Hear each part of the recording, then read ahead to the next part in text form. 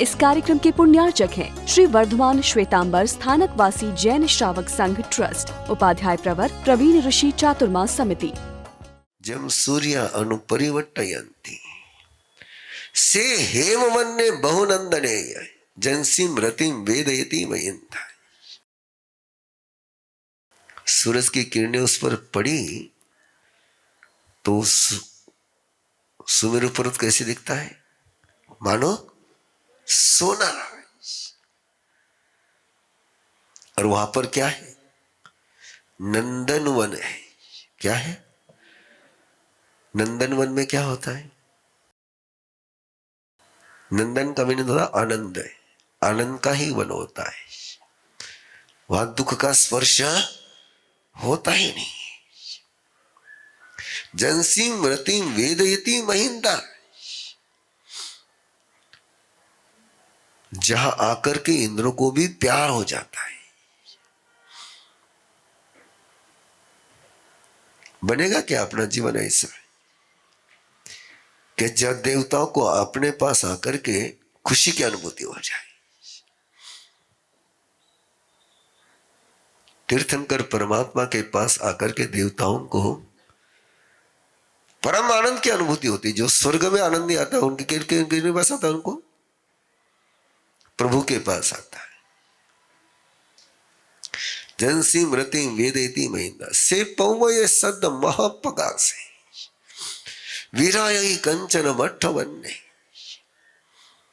वो सुमेरु पर्वत कई शब्दों से, कई सुमेरु कहते हैं, कई उसको सुदर्शन कहते हैं। करीबन करीबन आगम में उसके 11 संबोधन गए। कितने? 11 संबोधन गए। अलग अलग शब्दों से उसका प्रकाश होता है। प्रकाश हुआ। कई हुए? कई हुए? अपनों कई हुए? थिथा का बेटा ने शब्द से प्रकाशित करो कि शब्द से अंधारो करो।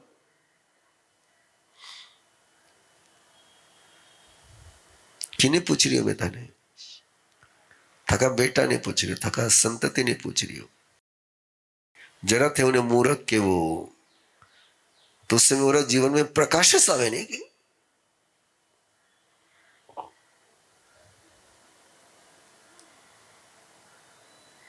हेलो, कौन सा शब्द से प्रकाशित करो थे? पगास्या। और ईसा पगास्या कि अंधारो हुई उजालो हुई कोई। क्यों परमात्मा मना करते अशुभ शब्द बोलने को? क्यों कहते कि शुभ शब्द बोल? शुभ शब्द से उजाला होता है, अशुभ शब्द से अंधियारा होता है। से पौवये सद मह पगा से वीराय कंचन मट्ट वन्ने अनुत्तरे गिरिसी पव दुगे गिरी वरे से जलिए वो भो में। ऐसा लगता है कि जमीन पर ऐसा प्रकाशमान ज्योतिर्मय जलिए वो भो में। महीये मजमी ठीए न गिंदे पन्ना यते सूर्य सुद्धले से। बिल्कुल मध्य में। और उसकी लेशा कैसी? शुद्ध लेशा। सूर्य शुद्ध लेशा, सूर्य के समान शुद्ध लेशा। से पव महीये मज में ठीए न गिंदे पन्ना यते सूर्य शुद्ध ले से एवं श्री उस भूरी वन्ने मनोरमे जोई अच्छी माली। मानो जमीन पर सूर्य, अर्ची माली ने सूर्य।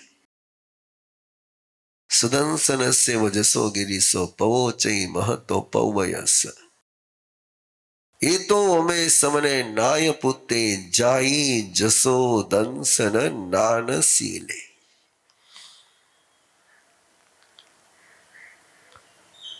सुधर्मा स्वामी कह रहे हैं परमात्मा का यश ऐसा है,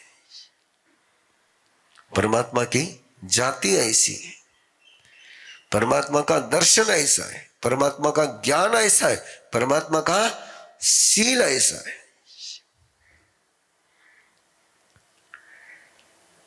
एक उपमा में, एक सुमेरु पर्वत की उपमा में पूरे परमात्मा प्रभु महावीर का पूरा जीवन चरित्र खुल करके सामने आ गया। कैसी परमात्मा की जाति, सुमेरु पर्वत की, कैसा है उनका यश, सुमेरु पर्वत जैसा, कैसा उनका ज्ञान, दर्शन और सीन। ज्ञान में जाओ तो भी आनंद, काटे है ही नहीं वहां पर। श्रद्धा में जाओ तो भी आनंद, सील में जाओ तो भी आनंद, चुभेच को नहीं। और अपन चुभ्या बिना रेवाच को नहीं। दोस्त अपन किरा आख्या में चढ़ा की चुभा,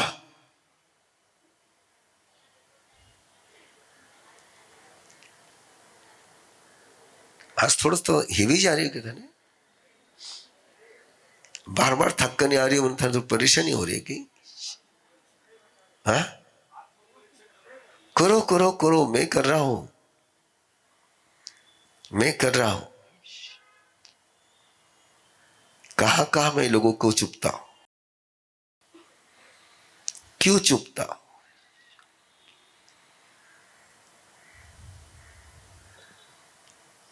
क्यों मैं कांटा बनता हूं? क्यों मेरा ज्ञान कांटा बनता है? क्यों मेरा सील कांटा बनता है? क्यों मेरी भावना किसको चुप जाती है? क्यों मेरा अस्तित्व किसी को चुप जाता है? वाहे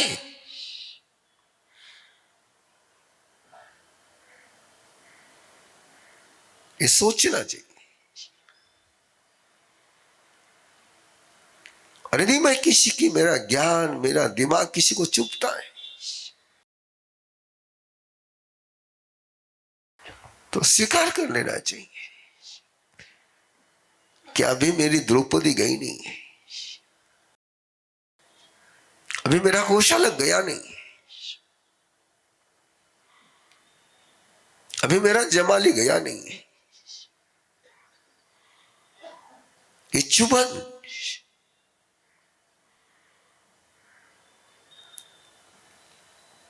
और ये चुभ जाए ना तो ही मजा है। अपना दूसरे को चुभना, ये उसको दुखी करे, उसके पहले किसको दुखी करना चाहिए? मैं चुभ रहा हूं किसी को, मैं किसी को सुहा नहीं रहा हूं। मनोरमे जो ये अच्छी मानी, ये विरुद्ध हुई है। इसलिए प्रभु महावीर किसी को चुपते नहीं, किसी को चुभे नहीं।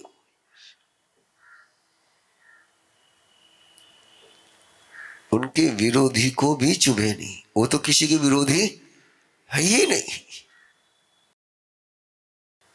उनके विरोधी है।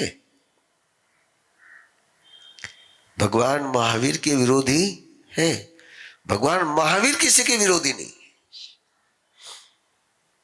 और इसलिए वो किसी को चुभते नहीं। अपन सगा ने चुभा, जो अपने से प्यार करते उनको हम चुभते हैं, तो दुश्मन को क्या होता होगा? प्लीज थिंक, मैं यदि अपनों को चुभता हूं तो दुश्मन को क्या होता होगा?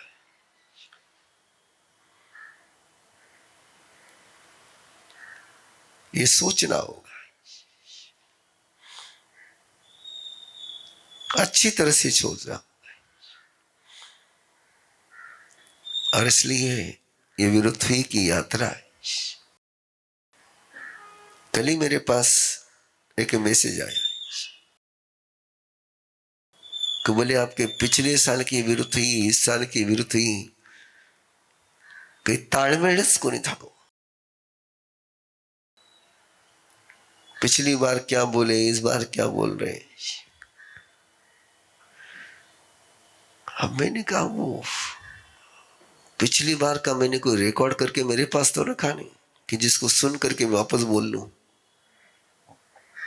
कोई नोट्स भी मेरे पास होती नहीं, रखता नहीं, लिखता नहीं।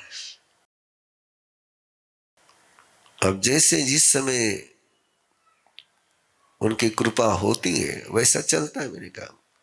मेरे हाथ में क्या है और मैं खुश हूं कि मेरे हाथ में नहीं, और मैं खुश हूं कि मेरे गुरु के हाथ में हूं। मैं खुश हूं कि उनके हाथ में हूं।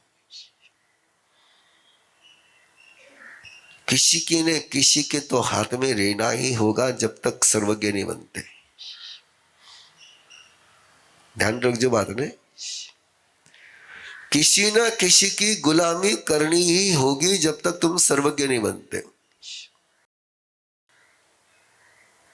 किसी न किसी के अधीन जीना ही होगा जब तक तुम 100% स्वाधीन नहीं होते हो।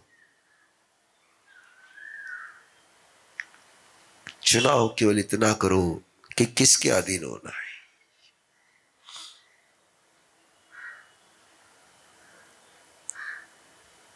किसके अधीन होना है। धन्य हो गए सुधर्मा स्वामी के प्रभु के अधीन हो गए। धन्य हो गए अर्जुन वाली कि वो भगवान महावीर के अधीन हो गए। कितने लोगों ने अर्जुन वाली पर कब्जा जमाने का प्रयास किया है। जितने उनको गालियां देने वाले थे क्या कर रहे थे, अर्जुन वाले पर कब्जा जमाने का प्रयास कर रहे थे। लेकिन अर्जुन वाले ने सिंगल बात सोची कि मैं तुम्हारे कब्जे में नहीं हूं। मैं किसके कब्जे में हूं? महावीर के कब्जे में। किस दिन मेरा यह सोच आएगा कि मैं महावीर के कब्जे में हूं, मैं गुरु के कब्जे में हूं, मेरे पर दूसरा कोई कब्जा नहीं जमा सके। ये स्थिति आ जाए तो जीवन धन्य हो जाए। अब बार तो कोई कब्जा जमा ले गए, कोई आ गए और कब्जा जमा ले गए। मारी वही हालत है, ताकि वही हालत है। जो को आवे जो को कोई करे, हेलो, हाँ कब्जो जमावे।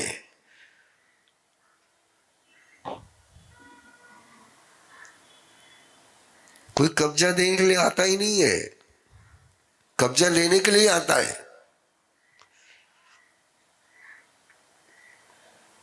हेलो, शादी करिए ना, थको कब्जो हुए कि थका माते कब्जो हुए।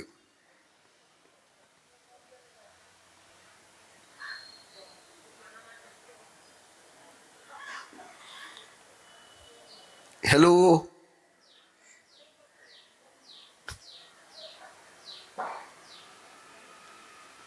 कोई तो हाथ ऊपर करो कि मारो कब्जो है।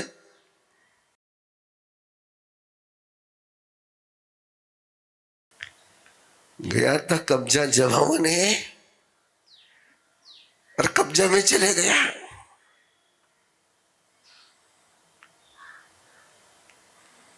ऐसा ही जाई जसो दंसन नान सीले। सुमेरु पर्वत से ऐसा है परमात्मा का सब कुछ। ज्ञान भी सुमेरु पर्वत जैसा है, शील भी सुमेरु पर्वत जैसा है। આપણું એક તો કમ से कम सुमेरु पर्वत हो जाए, एक कहीं भी हो जाए। और सीक्रेट है कि एक हो गए ना बाकी सब हो जाए, पर एक तो भी हो जाए कि कम से कम अपनी श्रद्धा सुमेरु पर्वत जैसी हो जाए, कम से कम अपनी इमोशन सुमेरु पर्वत जैसी हो जाए, कम से कम अपनी खोपड़ी सुमेरु पर्वत जैसी हो जाए।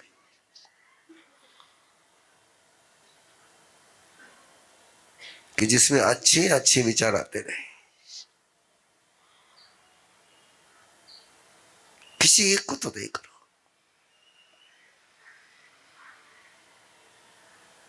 और यही विरथी का रहस्य है। भागती दौड़ती जिंदगी में मन जैसे थककर कहीं कोने में बैठ गया है। भावनाएं उलझ गई हैं और विचार रुकने का नाम नहीं लेते। तभी एक सवाल उठता है, क्या मैं जिंदगी चला रहा हूं या स्ट्रेस मुझे चला रहा है? इन्हीं उलझनों को सुलझाने के लिए शुरू हो रही है 21 दिवसीय अरहम लिविंग यात्रा, जहां आप तनाव के चक्र से बाहर निकलकर अवेयरनेस की रोशनी में जीना सीखेंगे।